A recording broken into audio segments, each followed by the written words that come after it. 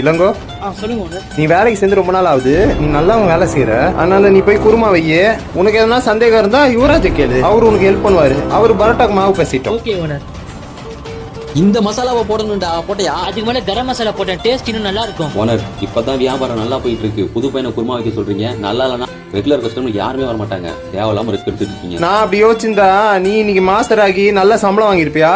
சும்மா ஏதாவது சொல்லிட்டே இருக்காம போய் வேலையை பாரு. சீக்கிரம் எடுத்துட்டு வா, பசிக்குது. தம்பிங்களா, இன்னைக்கு சேல்ஸ் செம்மையா போயிருக்கு. வந்த கஸ்டமர்லாம் குருமா தான் செம்மையா இருக்குன்னு ஒரே பாராட்டு. அதனாலதான் பரோட்டாவே சேல்ஸ் ஆச்சு தெரியுமா? இந்த பாராட்டெல்லாம் யுவராஜ் அண்ணாக்கு தான் போகணும். ஏன்னா சமைக்கும் போது பக்கத்துல இருந்து கத்துக்கிட்டேன். அதனாலதான் இவ்வளவு நல்லா குருமாவும் வைக்கிறேன்.